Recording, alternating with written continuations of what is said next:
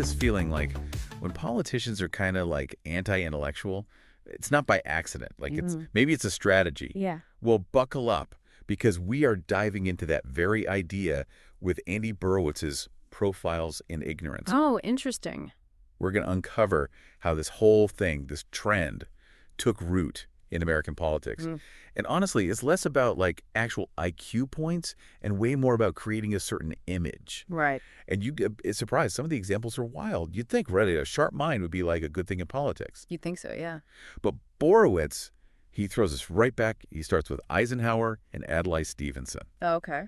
And even back then, being the quote-unquote smartest guy in the room, not a guaranteed win with the voters. Not at all. And you've got to consider what was going on then. Cold War, McCarthyism, the whole Red Scare thing. Anxieties were through the roof. Oh, totally. People wanted a leader who felt familiar, someone who gets it, who gets their fears, not some like ivory tower intellectual. It's so strange to think about. Like Eisenhower, you picture him, war hero, on the golf course. Right.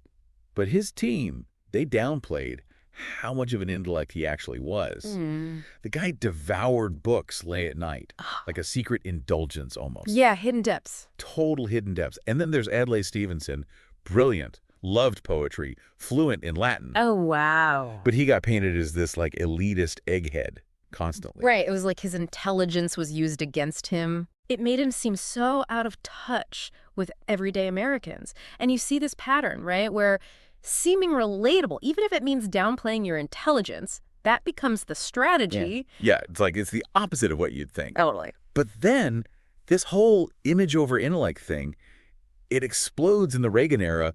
Talk about a masterclass in crafting the perfect image. Oh, yeah. We're talking Ronald Reagan, the actor turned politician. Right. And behind the scenes, you've got his strategist, Stuart Spencer. This guy, a genius of image making. Right. They built this aura, this down-home president, even if it meant, allegedly, some, let's say, strategic maneuvering behind the scenes. Because this is where television really changes everything. Oh, yeah. Reagan's team, they got the power of TV, how to connect with voters on that emotional level. And intentionally or not, that meant downplaying any intellectual curiosity Reagan had. Because he was engaged in policy debates, discussing economics and all that. But to the public, he's this charming storyteller, always ready with a folksy anecdote. Right.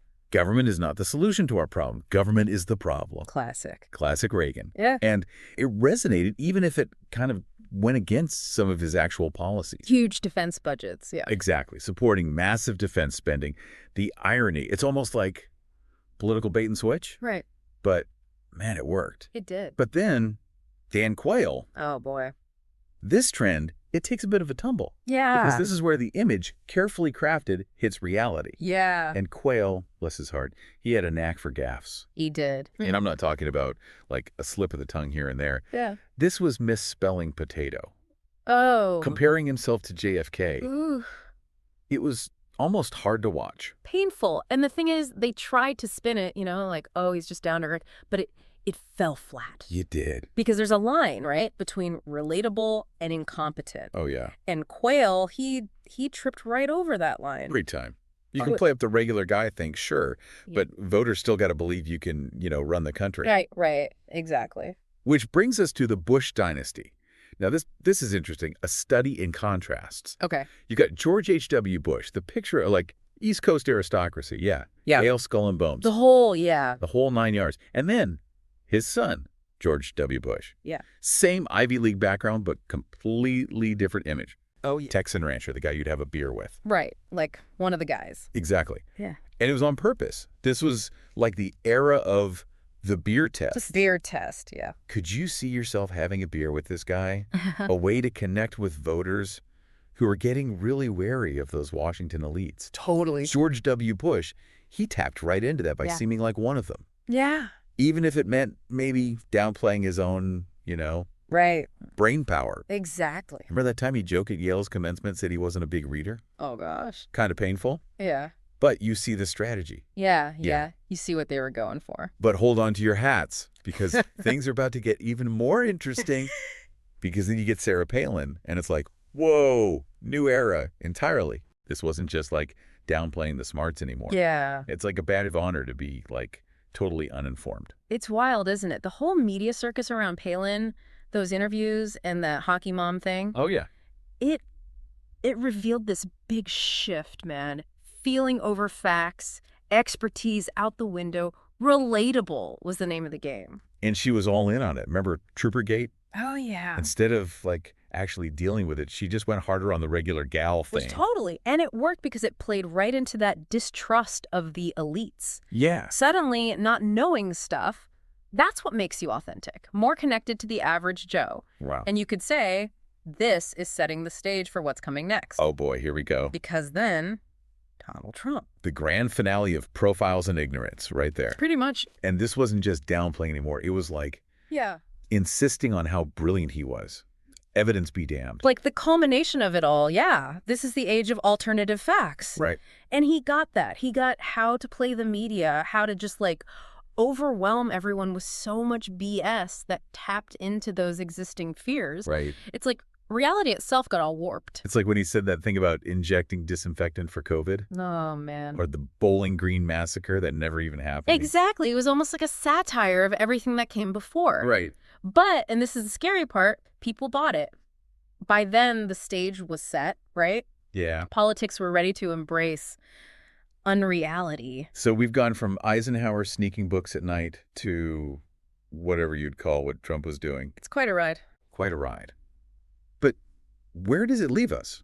I mean, if knowing stuff is bad, if facts are just opinions, then, like, what happens to actual political conversation? That's the million-dollar question. Mm-hmm. But thankfully, Borowitz, he doesn't just leave us hanging with all this doom and gloom. Okay, good. There's some hope in there, some ways to deal with this whole expertise is under attack world we're living in. All right, so what do we do?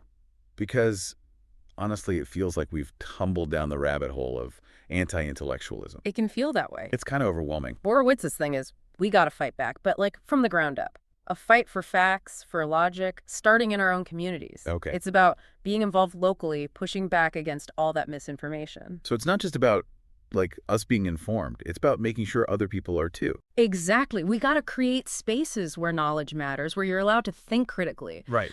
Because, and here's the thing, this isn't just some political theory, you know? Right. This has real-life consequences. Policies, the stuff we see in the news, the leaders we end up with. It all comes back to this. It all connects. It's like all those times people said, all politics is local.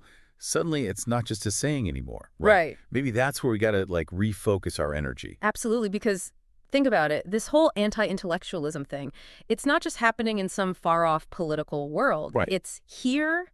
It's in our lives, our communities. It changes how we see the world, how we talk to each other, even. So we've gone deep on profiles in ignorance. But where do we go from here? What's the takeaway? For me, it's this. Borowitz is saying the way to fight this ignorance is a strategy thing, is to get involved. Okay. We can't just be sitting here taking in whatever's thrown at us, you know? Yeah. We got to think critically, question everything, and not just listen to one side. You got to be those, like, informed citizens. They're always talking. Yeah, exactly. But it's more than just reading the headlines, yeah. Mm. It's being part of the conversation, calling out BS when you see it.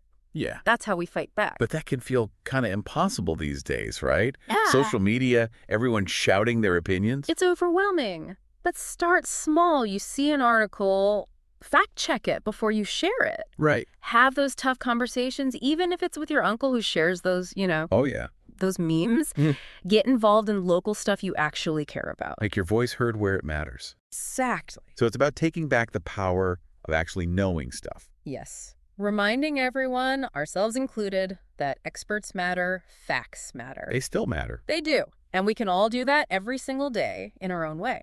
I like that. Oh. So we've covered a lot of ground. Eisenhower hiding out with his books. Right. The Reagan image machine, the whole Quayle debacle. Don't forget the Bushes. Two very different approaches. Totally. And then Palin taking uninformed mainstream, and finally Trump with his alternative facts. Wild ride, for sure. Borowitz, he takes us on a wild ride. But the biggest thing I'm taking away from this, What's that? we don't have to just sit back and watch this happen. We can call for better from our leaders, be the voice of reason in our own little corners of the world. Love that. Who knows, maybe we can actually turn this thing around. That's it for our deep dives into Profiles in Ignorance with Andy Borowitz. What really stuck with you? How's this all playing out today in your opinion? I'd love to hear what people think. Keep that conversation going, because what you have to say, it matters just as much as any expert. Until next time, happy exploring.